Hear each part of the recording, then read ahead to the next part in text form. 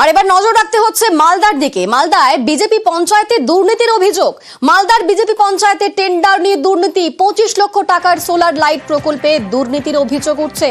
হবিপুর পঞ্চায়েত সমিতির টেন্ডার নিয়ে প্রশ্ন, অনলাইনের বদলে অফলাইন টেন্ডারে কাজের বরাত।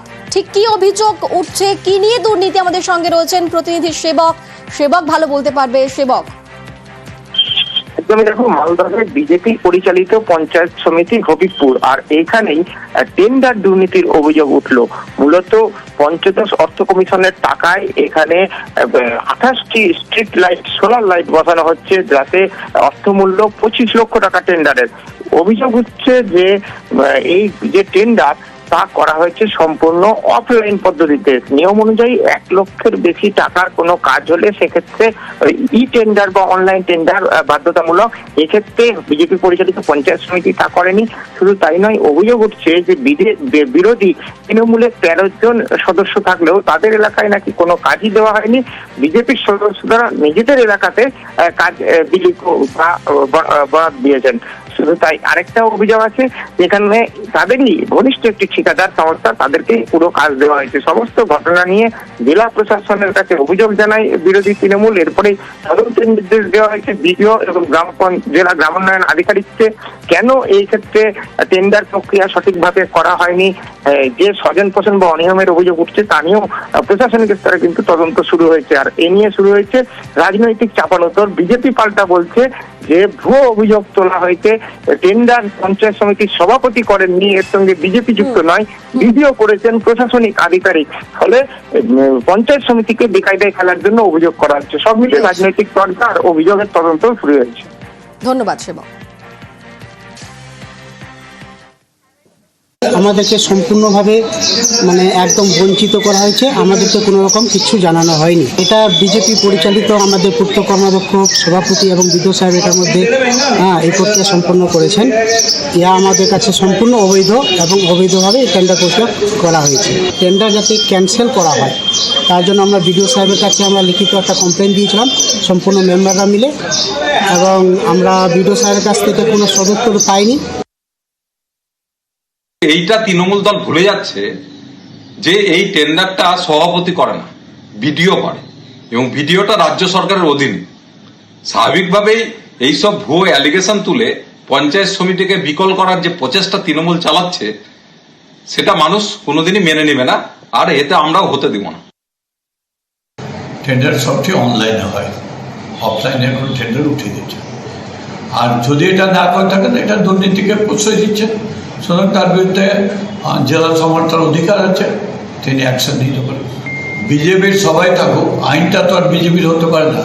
আইনটা দেশের আইন যেটা আছে সেটা মানতে হবে। অফলাইন আর অনলাইনে 1 লক্ষ টাকার উপর যদি কোনো কিছু হয় তাহলে তাকে অনলাইনে টেন্ডার করতে হবে।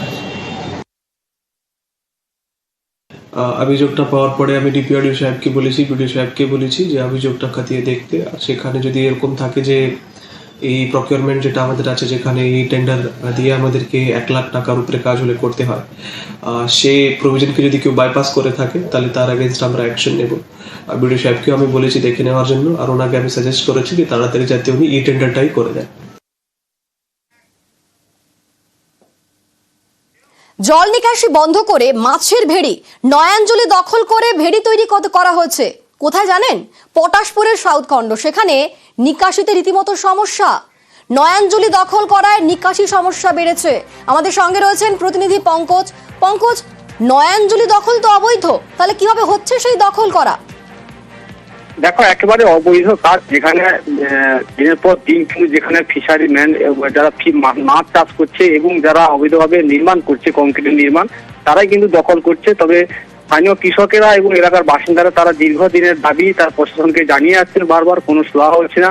এই পটাশপুর 2 নম্বর ব্লকের সাউথখণ্ড গ্রাম পঞ্চায়েতের এই নেতাজি মোড় থেকে উত্তর চৌমুখ পর্যন্ত প্রায় 12 কিলোমিটার এই পিচ রাস্তা রয়েছে গ্রামের সর্বজনা। তার দুদিকেই কিন্তু এই নয়াঞ্জলি রয়েছে, সেগুলো দখল করে জল বন্ধ করে কেউ মাছের চাষ করছে, আবার কেউ কংক্রিটে নির্মাণ করছে। যার জেরেই কিন্তু এই যে 3 ফসলি ফসল তারা কিন্তু চাষ করতে পারছে না কৃষকরা।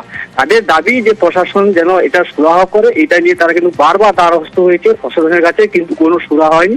তাই তারা এমনটাই দাবি জানিয়েছেন এলাকার কৃষক সহ গ্রামবাসীরা। অনিন্দিতা, বেশ, ধন্যবাদ পঙ্কজ।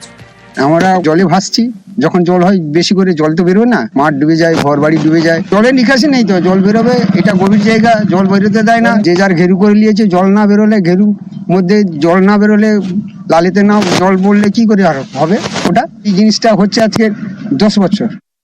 ওই জায়গাটি হচ্ছে ইরিগেশন ডিপার্টমেন্টের জায়গা আর কি। সরকার এই সময় জায়গাগুলো সব অ্যাকোয়ার করেছে, কিন্তু সরকার কোথাও ডিমার্কেশন চেঞ্জ করেনি বলে বা রেকর্ড সংশোধন করেনি বলে পুরনো মালিকের কাছ থেকে, যাদের কাছ থেকে সরকার কিনেছে, তাদের নামে রেকর্ডটা থেকে গেছে। অবৈধভাবে অসাধু ব্যবসায়ীদের হাত ধরে আর কি এইসব জায়গাগুলো বিক্রি করে তারা এইসব জোরজবরদস্তি করছে। আমরা গ্রাম পঞ্চায়েত থেকে বহু জায়গায় বাধা দিয়েছি, আমরা বিডিওকেও জানিয়েছি, বিএলআরওকেও জানিয়েছি। ব্রিটিশ আমলে কলকাতার হেস্টিংস মোড়ে ফাঁসি দেওয়ার জন্য খোঁড়া হয়েছিল কুয়ো, আর সেই কুয়ো এখন পরিত্যক্ত, ভেঙে চুরে গিয়েছে। স্থানীয়দের অভিযোগ, ঠিকমতো রক্ষণাবেক্ষণ করে না পিডব্লিউডি। স্থানীয় কাউন্সিলরের দাবি, আগামী মাস থেকে এই ফাঁসি কুয়ো সংস্কারের কাজ শুরু হবে।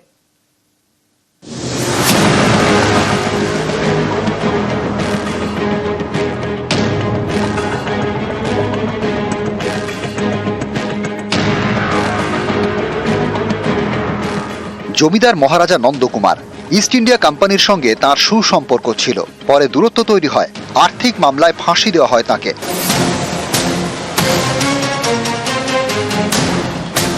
গঙ্গার দিকে মুখ করে তাকে ফাঁসি দেওয়া হোক, এমনটাই নাকি চেয়েছিলেন নন্দকুমার। ফাঁসি দিতে আদি গঙ্গার কাছেই খোঁড়া হয়েছিল কুয়ো, কলকাতার হেস্টিংসে। ফাঁসি কুয়ো, ইতিহাসের সেই কুয়োয় এখন অবহেলার ধুলো। মহারাজা নন্দকুমারকে হেস্টিংসের কাছের কুলিবাজারের এই কুয়োতেই ফাঁসিতে ঝোলানো হয়েছিল এবং এর সঙ্গে জড়িয়ে রয়েছে একাধিক ইতিহাস। এই ইতিহাস বিজড়িত জায়গা এই মুহূর্তে পিডব্লিউডির তত্ত্বাবধানে। 1775 সালের 5ই অগস্ট নন্দকুমারকে ফাঁসি দেওয়া হয়, ব্রিটিশ জমানায় প্রথম ভারতীয় ফাঁসি। নন্দকুমারের ফাঁসির সাজা হওয়া সেই কুয়ো এখন পরিত্যক্ত,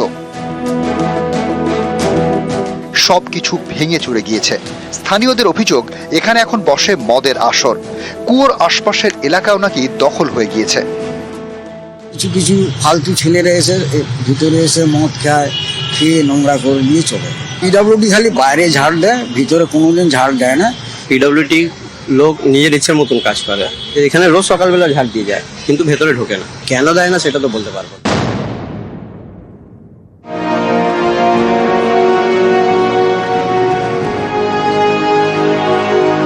ঐতিহাসিক এই ফাঁসি কুয়োর রক্ষণাবেক্ষণের দায়িত্বে পিডব্লিউডি। তারপরেও কেন এই হাল, প্রশ্ন অনেকেরই। স্থানীয় তৃণমূল কাউন্সিলরের দাবি, দ্রুত পদক্ষেপ করা হবে। মেয়র সাহেবের সঙ্গে কথা বলে অলরেডি আমাদের পেয়ারিং রিনোভেশন ভালো করে করার জন্য একটা ফাইল প্রসেসে ছিল। এক্সপেক্টেড আছে এপ্রিল মাস থেকে আমরা ওখানে কাজ করতে পারবো। ভালো করে ওই জায়গাটাকে সুন্দরভাবে করতে যাচ্ছি। টাকা সেনশন হয়ে গেছে, অলরেডি কাজ দেওয়া হয়ে গেছে। মানে পুলিশকে নিয়ে একটা মিটিং হয়েছিল কি আশেপাশে যারা দোকানদার আছে ওকে অন্য জায়গায় শিফট করে বিউটিফিকেশন করার জন্য পুলিশ রাউন্ড ফাউন্ড মারে, কিন্তু 24 ঘন্টা তো এই থাকে না।